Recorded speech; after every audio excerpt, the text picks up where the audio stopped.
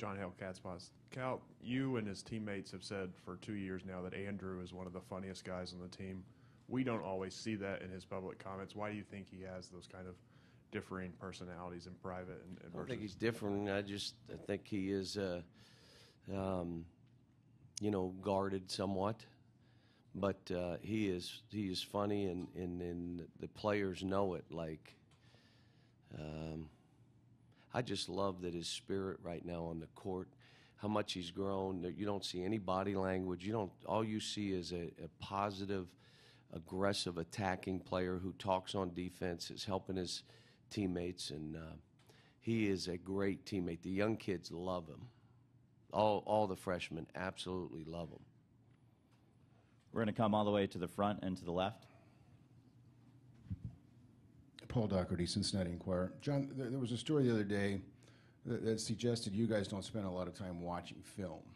Kind of in conjunction with that, especially this time of year when your turnaround is so quick, how much time do you spend on what the other team does in preparation? How much time do you spend on just what you do best? Me personally, or my team? The team, the way you coach them this time of year. Well, what I'll do is I probably will watch the last 5 games that a team plays personally. I will, if we have played them in the past, I'll glance at that tape just to see if there's something they did against something that we did in the past. A lot of times that's not relevant, but I'll take a glance. But my team, we're worried about us. And I've always been that way, but even more so this year. The only tape they'll watch of the team, unless they've watched them on TV, will be at the dinner at 4, in this case, 4:30, the day of the game. There'll be a 10-minute clip of the other team, and that's it. There's no, let's watch an hour of tape. This is what they're doing. I want them worried about us. We'll give them what they need today. Like, we'll work on drills that break down their offense. They won't know it, but they know we're doing something for a reason. And then when they see the tape, they'll understand what we did. On the left side, just to the right of the aisle. David Glazier from the News Herald. John, notwithstanding that, what you just said about not over-preparing in terms of the other team, when you look at Notre Dame as a coach, as a basketball man, what have you seen in them the last 5 games that jumps up at you? Well, they haven't changed offensively. In other words, they're one of the best 2-point shooting teams. They're one of the best 3-point shooting teams. They're one of the most efficient teams in the country. They score in bunches. They can score at the rim, layups, post-ups. They can score on breakdowns. But what I've seen in the last 5 games is they're really defending. They're playing more physical. They're playing tougher. Their rotations are tighter. And I think that's why they've gone on this run. Because now they can get the 75-80, and they make it hard for you to do it now. All the way in the back left of the aisle, Nancy. Nancy Armour, USA Today Sports. Cal, you've talked about that when you recruit a guy, you say there are no promises, you're not necessarily going to start. But when you look at what your kids have been able to do, are you impressed the fact that they have all bought into it? I mean, that's tough to do at that age, and especially in this day and age when there's so much attention and so much attention on stats. That should be the narrative of this team. It's not a lot of times, but you're talking about a lot of guys sharing. The term we use, everybody's trying to eat. Don't be a hog. Everybody's trying to eat. And if you chew a lot, you'll be full. You don't have to take 25 shots. But you have to understand how this happened. We had 4 guys return that we did not think were coming back. So we were left with 10 guys. Now, my choice was to either play 7 and figure out why I wasn't going to play 3. Bury them, do whatever, but you 3 aren't playing. Or I could try to play 10. And by playing 10, I didn't think we could shuffle 10 in and out. That's why we platooned.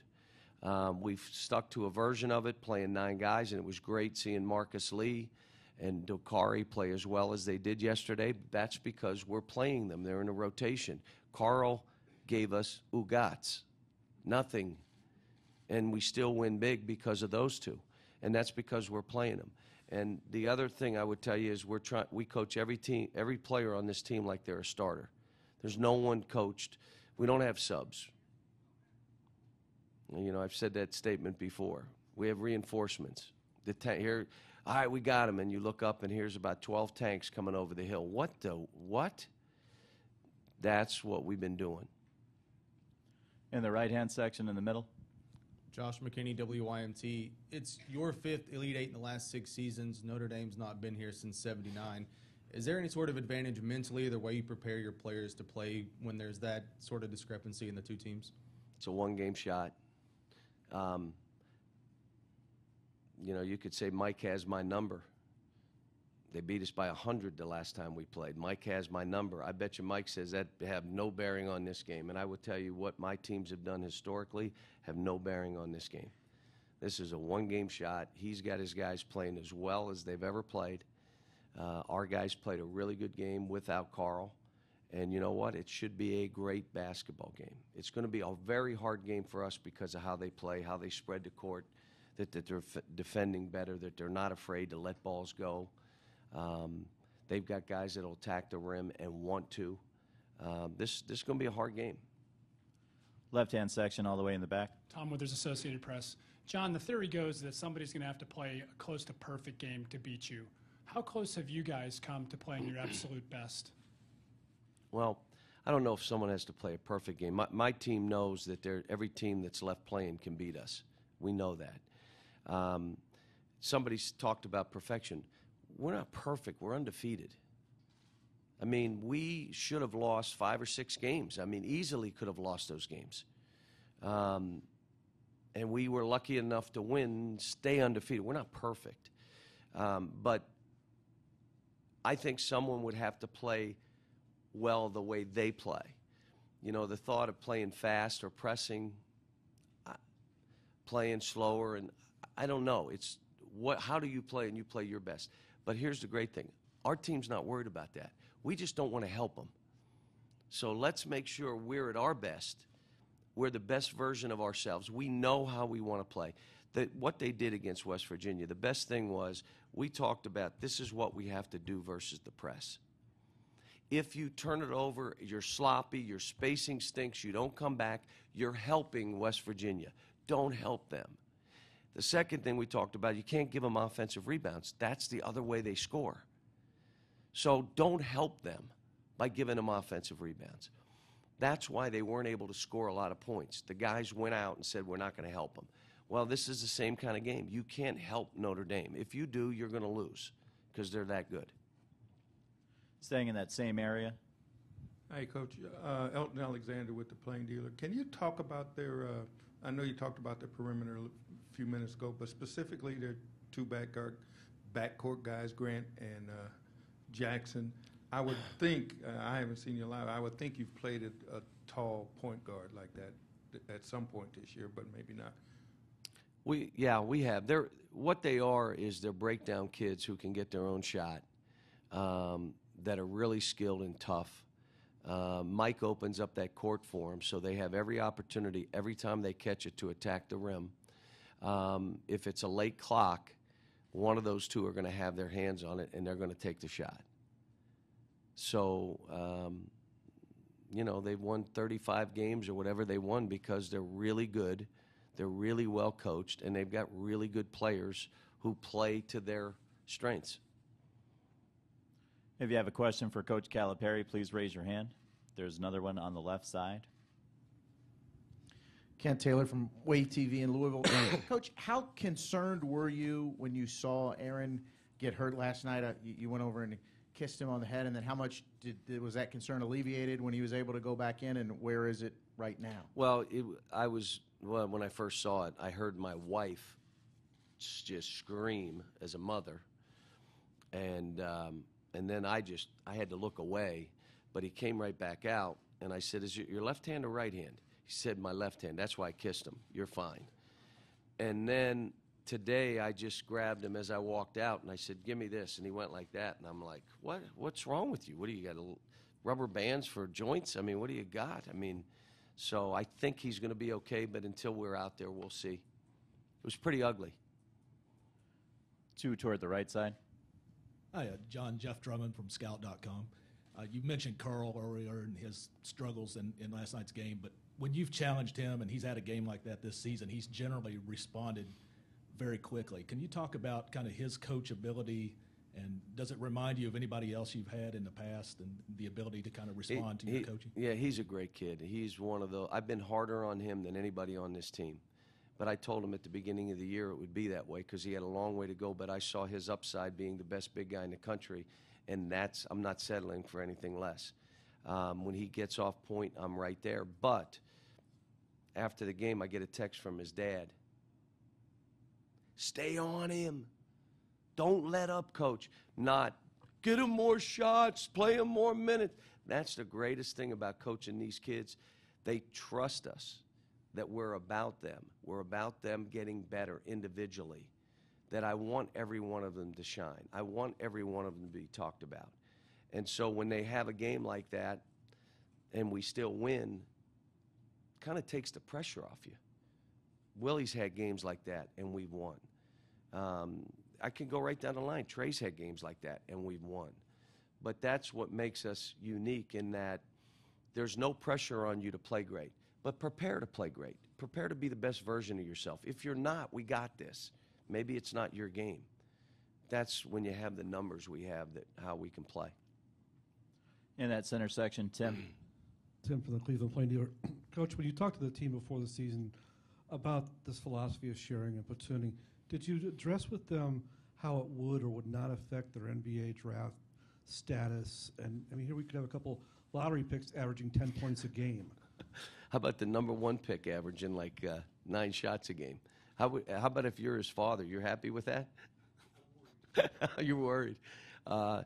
We hired an analytics person. All our stats are per minute stats that they see, and they're all based on 34 minutes per game. So whatever minutes you play, it doesn't matter. Your stats are going to be evaluated, and those stats are sent to the NBA, even though they don't need them because they're statting them the same way we're statting them. They're not looking at shots, or they're looking at per minute shots, per minute, so they can evaluate these players. And when they look at their efficiency, I'll give you an example. Defensive playmaking is huge in the NBA. Defensive playmaking, steals, blocks versus your fouls, and deflections. Well, we're keeping those. We're letting them see those things because that's how they're being evaluated. Look, I keep saying this. 25 years ago, an NBA contract was worth $125,000. If you're in the top 10 picks, you're going to make $25 million. Your first deal. Your second deal could be worth another $80. And it is going up. So I have to respect that it's $80 million, $120 million for these families and their children and their dreams and aspirations. I have to respect that, and I do. But I also know we had 10 guys. 4 stayed that we didn't expect. So who were the 3 that I was going to leave out? Whose child was I going to say, you're not playing, and I'll bury you to make it about you? It wasn't me, it was you. Or try to play 10. And that's why we did this, which meant I had to hire an analytics guy because I had to sell this. I had to sell it throughout the year, that no one got hurt. How about this? We still have a guy that they're considering for the number 1 pick. We have another 2 or 3 that are lottery picks, and none of them, most of them aren't even averaging double figures. It tells you the NBA is about analytics. It's not about just simple numbers. And I'll say this, even bad teams have a leading scorer and a leading rebounder, and they stink. But they got a leading scorer and a rebounder. Now, if that's who you want to be, you're not coming to Kentucky. It ain't about 30 points. Now, you could get 30 points in 2, 3, 4 different games, just not going to average 30. Got too many guys. Were there 2 on the left side or 1? Let's go right of the aisle first. Coach Kent Taylor from Wave TV in Louisville again. You've mentioned the fan base and how passionate they are quite a few times over your career. Have you, this sounds crazy, but have you actually raised the expectations with this team to where you can't even lose a game? I mean, they expect you to be in the mix, but now it's...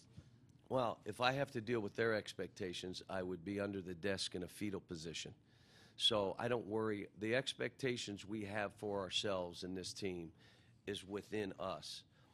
The only thing that I can be concerned with is us being at our best and us having each individual player being coached as though they're a starter, being the best version of themselves, understanding what that looks like. We do a lot of video of them at their best. Here's what you look like at your best. I want them to visually see it over and over and over. If that's not good enough, I promise you, I'll be fine. I told the players already, you do your best. You're at the best. If that's not good enough, I'll deal with the response. I'll deal with it. Because these kids right now, what they've done and how they've done it, it's been special. We're going to stay on the left side. Cal, Brian Hamilton from Sports Illustrated. I'm sure you've talked about guarding the three a little bit already, but specifically with big guys like Willie, Trey, how do you coach a huge guy to run at a smaller guy and be solid in it? Well, we practice it a lot, but it's real simple in the game. If you give up a three, you're coming out. You say what you want. Come over here. Next guy. I tried. You didn't try hard enough. You're out. I mean, you hold them accountable. The one thing I would tell you, I'm not afraid to coach these guys and tell them the truth, and they know that. They all want me to be real, be truthful. They don't want mind games. They don't want you to lie. They don't want until you're real with them. Then it's not so fun. And then they'll say, be real with somebody else. But the reality of it is you hold them to a standard. If you accept mediocrity, you're getting it every time. It's not acceptable here. This is how we play. Willie, Trey, Dakari, Carl, they can all do it. It's really hard. So when they do it in a game or do it in practice, I'll blow the whistle. What does that tell you guys? They can do it. Why would they choose not to do it? Because it's really hard. So if that's your choice, then you're not playing. You can do this. You're proving it right now you can do it. But what? It's really hard. Yeah, no kidding. What we're doing is very hard, or everybody would be doing this. On the left side, Mike. Mike LaPresti, NCAA.com. It's only been 2 years this program lost the NIT game to Robert Morris. I know the personnel is vastly different, but did that change approach, mentality, anything in this program coming out of that experience? No, I mean, when Nerlens got hurt, it changed our team. I mean, we would have been an NCAA team that year with Nerlens. Nerlens ran into that stanchion that was on the court, and it changed our season and the direction of what we were doing. But no, look, when you lose, we lost 6 guys the year before. 6 went to the NBA. Even that team had 2 guys go to the NBA. But, you know, I don't think it changed what we did. It's one of those things you deal with. We didn't blame the kids. We took responsibility. I did personally. Still had 2 kids go in the first round. Can you imagine? We lost to Robert Morris. I was on the West Coast. The guy asked me, who'd you lose to in the NIT? Robert Morris. One guy? No, Robert Morris. University. What are you talking about, one guy? So. Right-hand section. TipReasterScout.com. Coach Bray doesn't like to double down on bigs. He's done that all year. What have most teams done against you, and what happens when they don't double down on your bigs? Well, I've seen him do both. I've seen him scramble. I watched the North Carolina game a little bit. They'll dig. They'll get down in there, and if you bounce it, they'll leave and trap that way. They just don't automatically say, we're going big to big. He just doesn't do it. But they do other things to kind of screw you up. You would anticipate a little bit more this time around? I would say. Final question on the left side. Bill Livingston, Cleveland Plain Dealer. John, just clarification. When you were talking about Aliquippa and the playing it, was that as a player? Was that as a camp organizer? Or when I was in Aliquippa? Yeah. Aliquippa, Monaca, and Center when I was playing. Okay. You played in the outdoor courts. Yeah, and if the wind was blowing, you better have shot layups. And if you, literally, there'd be 60 guys there. And you'd have, if you lost, you went home. I mean, that's.